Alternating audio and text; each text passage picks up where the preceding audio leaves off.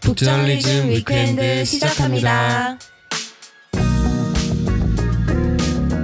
현재를 해설하고 미래를 전망하는 소식을 살펴보는 위크엔드.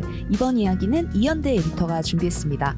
기후위기 이야기를 나누는 숲속의 생활 코너인데요. 오늘은 또 무슨 주제 준비해 주셨나요? 네, 오늘은 기후와 언론에 대한 이야기를 한번 해보려고 합니다. 우리가 이제 기후위기 문제를 잘 이해하고 또 잘 대응하려면 당연히 좋은 보도가 많이 있어야겠죠. 그쵸. 그래서 이제 이런 이야기에 대해서 좀 해보려고 하는데, 두 분은 기후위기 관련해서 혹시 기억에 남는 보도 있으세요?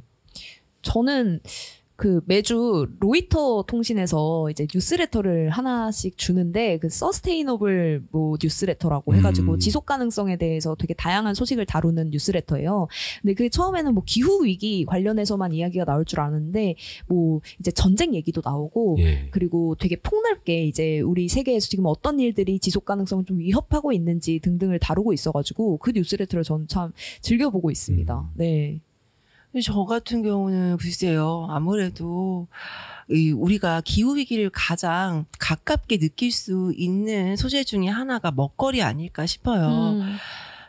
올해 사과가 너무 비싸서 도저히 사 먹을 수가 없다, 이런 얘기를 했던 게 엊그제 같은데, 겨울인데 금귤이에요 지금. 귤 진짜 먹은 게 기억이 까맣게요. 맞아요. 네. 우리 지금 저희 사무실 한 켠에 귤 하나가 썩어가고 있는데, 썩기 전에 빨리 내가 먹어야겠다. 먹을 걸. 그러니까 이 아까운 귤, 지금 귤값이 너무 오르고 있거든요. 그래서 이 기후 위기 때문에 먹거리들이 조금 달라지고 있다. 사과가 나던 곳이 점점점 북향하고 있다. 이런 이야기들이 좀 기억에 남았던 것 같아요.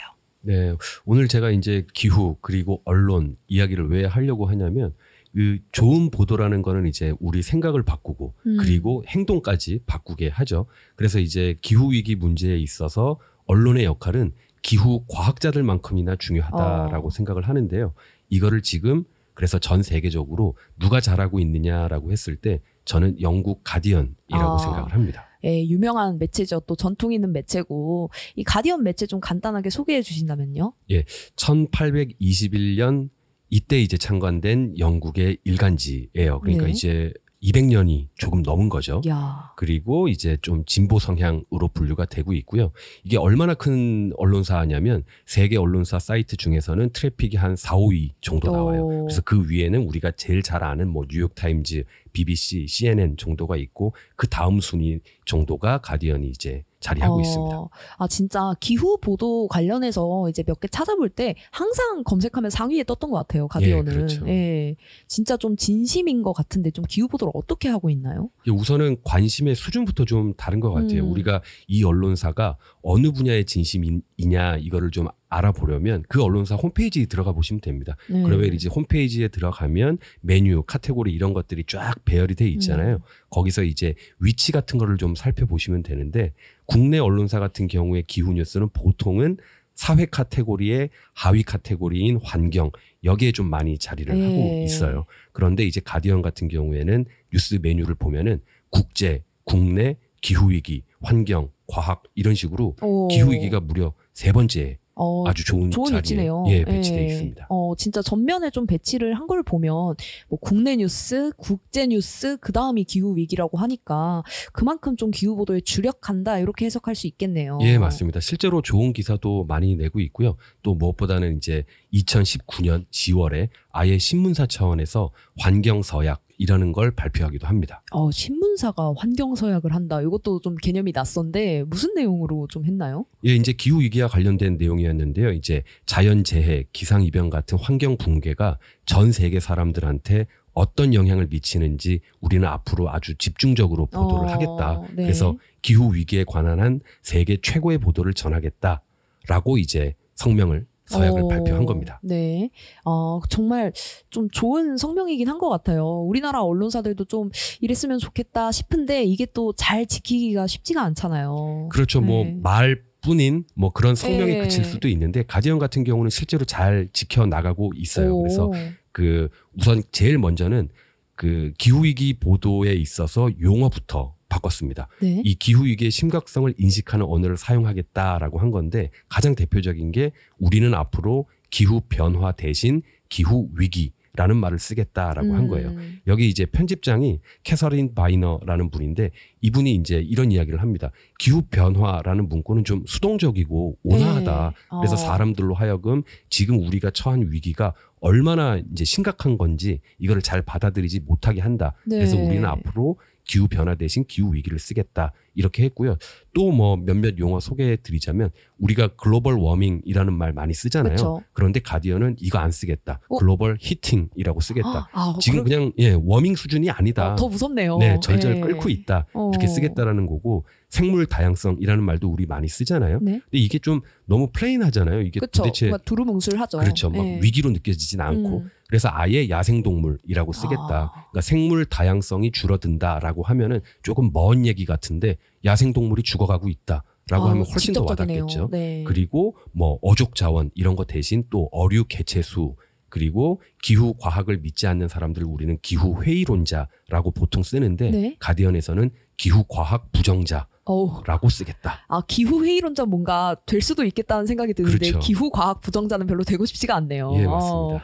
그렇군요. 이렇게 용어부터 좀 교체를 했다 이렇게 볼 수 있을 텐데 또 어떤 것들을 더 했나요? 예, 이게 이제 신문사 자체적으로도 탄소 배출을 절감하기로 했어요. 뭐 아시다시피 이제 신문사를 꾸려 나가려면 뭐 종이도 찍어야 되는 거고 하니까 엄청나게 그쵸. 많은 탄소를 배출할 거 아니에요. 그런데 가디언 같은 경우에는 2030년까지 순제로 배출을 달성하겠다라고 해서 이제 실제로 그 세부 계획도 세우고 그런 식으로 나아가고 있습니다.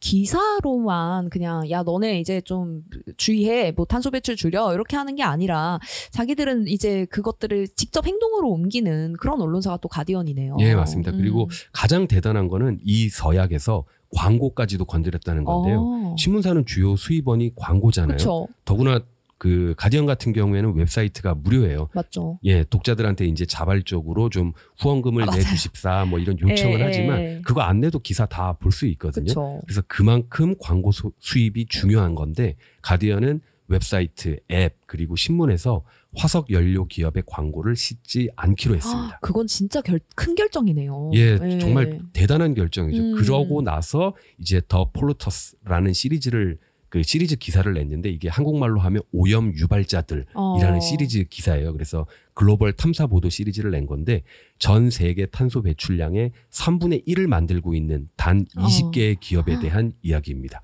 그래서 이제 가디언에 있는 환경팀 그리고 가디언에서 전 세계로 내보낸 특파원들 이런 분들끼리 협력해서 보도를 한 건데 석유 회사의 정치인 후원금을 조사하고 막 이런 시리즈 기사를 낸 거예요. 이게 다 이제 석유 회사 광고로부터 자유로워지니까 아주 과감한 보도를 할 수 있는 거죠. 그러네요. 야, 이거는 정말 너무 큰 결정이라 가지고 좀 신기할 정도인데 국내에도 좀 이런 언론사 또 이런 보도들이 조금 더 활발해지면 좋을 텐데요. 네. 예, 국내에서도 뭐 최근 몇 년 사이에는 이제 기후 위기 관련한 소식이 더 자주 더 풍성하게 다뤄지고 있기는 해요. 그런데 이제 앞서 소개해드렸었던 가디언 같은 곳들하고 비교할 때는 좀 그래도 전체적으로 아직은 조금 아쉬운 수준이죠. 네. 기후 위기 뉴스가 뭐랄까요, 좀 얕게 생산되고 그리고 쉽게 좀 빠르게 소비되고 있는 이런 형편입니다. 맞아요. 또 그렇게 돼버리니까 사실 피곤함만 늘고 뭔가 피로함만 쌓이고 이게 정말로 이게 어느 정도 심각한 건지는 잘 느껴지지 않는 경우들도 많은데 좀 국내의 기후 보도가 어떤 문제들이 있는지 짚어주시면 좋을 것 같아요. 몇 가지 문제가 있을 텐데 먼저 첫 번째로 좀 짚고 싶은 거는 국내 기후 보도가 좀 계절성 이슈에 그치는 경우가 많아요. 네네. 뭐랄까요, 이제 정치, 경제, 사회 이런 것들 중심으로 그 뉴스룸이 돌아가다 보니까 기후 뉴스 자체는 좀 들어갈 자리가 잘 없죠. 그쵸. 좋은 기후 위기 관련된 뉴스를 이제 아이템으로 가져와도 내일 지면 다 차가지고 모레 나간다거나 그쵸. 모레 지면까지 다 차서 또 글피해 나간다거나 이런 식으로 우선순위에서 계속 밀리는 거죠. 그래서 국내 언론에서 기후기사라고 하면은 보통은 계절성 이슈로 좀 인식되는 경우가 많아요. 네. 여름에 비가 많이 와서 어디가 물에 잠겼다. 뭐 겨울에 폭설이 쏟아져서 어디서 교통사고가 났다. 이런 식으로 스토리텔링이 기사에 없죠. 네. 현상 보도가 주를 이루는. 그러다 보니까 이제 내러티브가 약하니까 이제 기사를 소비하는 사람들, 독자들 입장에서도 잘 읽히지가 않죠. 맞아요. 그런 것도 그냥 사실만 받아들이면 되는 거지. 뭐 이거를 막 깊이 있게 읽어야겠다라는 생각도 잘 안 들고 정말 뭐 폭우, 폭설 이런 기사들 위주로만 본 것 같아요. 뭐 그리고 또 막 그런 기사들도 있잖아요. 막 미국 어느 사막은 막 70도를 찍었대더라. 뭐 지금 기후 온도가 막 몇 도라더라. 이런 좀 되게 무시무시한 기사들도 많고요. 예, 맞습니다. 뭐 방금 말씀해 주신 것처럼 뭐 이번 세기 말이면 지구 기온이 몇 도까지 올라서 뭐 어느 나라가 없어질 거다. 막 이런 기사들 많죠. 이런 좀 공포심이나 죄책감을 자극하는 기사도 많아요. 그리고 그것 중에 가장 대표적인 게 북극곰의 문제라고 하는 건데 빙하가 녹아서 북극곰이 서식지를 잃어가고 있다. 이런 기사는 정말 지난 10수년간 아주 수백 번 넘게 보셨을 거예요. 근데 이게 이제 처음에는 굉장히 신선하게 다가오기도 했고, 아, 그 귀여운 북극곰이 사라질 수 있다니 라고 우리가 좀 걱정하게 됐는데, 이런 이야기가 많아지면 많아질수록 생기는 문제가 뭐냐면, 이런 류의 보도는 기후 문제를 지금 여기의 문제가 아니라 나중 저곳의 문제로 인식하게 하는 거예요. 네. 그래서 이제 기후 위기의 실상을 체감하기가 어려운 거죠. 그냥 남극에 있는 북극에 있는 이야기로만 여기게 하는 거죠. 그러다 보니까 우리가 대응할 수도 없는 문제처럼 여겨지게 되고, 또 이제 기사들이 어떤 이 위기를 극복하기 위한 구체적인 해법, 솔루션을 제시하는 기사도 많지 않고요. 네, 아 진짜 맞아요. 내가 북극곰이 아닌 이상 그건 사실 남의 이야기처럼 들릴 수밖에 없을 것 같아요. 진짜 왜 이런 일이 생길까 그 부분이 좀 답답하기도 한데요. 우선은 그 언론사들이 기후 위기에 대한 관심이 부족한 것, 이게 뭐 가장 첫 번째 이유인 것 같고요. 그렇게 되어서 이제 기후 기사들이 좀 빈약하게 나오고 있는데, 여기에 또 어떤 기여하고 있는 몇 가지 원인 중에 이제 가장 큰 게 뉴스 제작 방식이 사일로에 갇혀 있어서 그런 것 같아요. 네. 그 기후 문제라는 거는 사실 환경 영역에서만 다뤄질 수는 없는 문제가 이제 됐잖아요. 뭐 정치, 경제, 사회, 문화, 테크 거의 사회 전 영역에 걸쳐 있죠.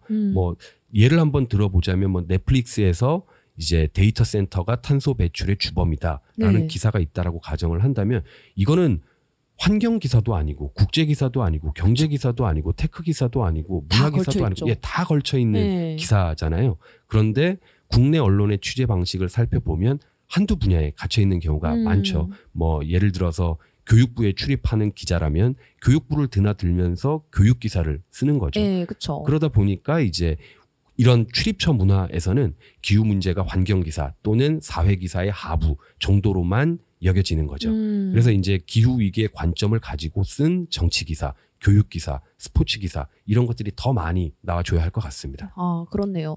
그래도 국내 언론에서 조금 주목할 만한 시도다 이렇게 보여지는 것도 있나요? 예, 그 2020년에 한겨레 같은 경우는 국내 최초로 기후 보도를 전문적으로 다루는 기후 변화 팀을 만들었어요. 그리고 이제 홈페이지에서도 꽤 좋은 위치에 별도 섹션이 기후 변화 플러스라는 이름, 기후 변화 N이라는 이름으로 별도 섹션도 꾸렸고요. 그래서 아주 고무적이고 상징적인 변화라고 할 수 있는데, 이게 사실 그 팀이 기자 한 4-5분 정도가 소속되어 계신 것으로 알고 있는데, 기자 4-5분이 사회 전반에서 벌어지는 모든 기후 이슈를 다룰 수는 없겠죠.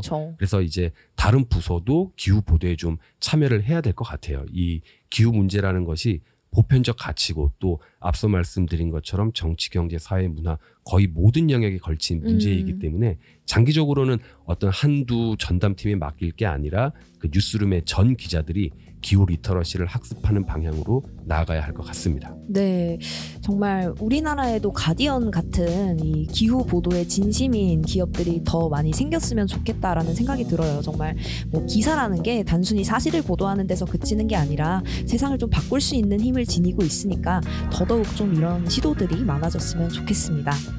북저널리즘 위크엔드는 북저널리즘 웹사이트와 애플 팟캐스트, 스포티파이, 네이버 오디오 클립 그리고 유튜브에서도 만나보실 수 있습니다. 그럼 다음 주도 위크엔드에서 만나요.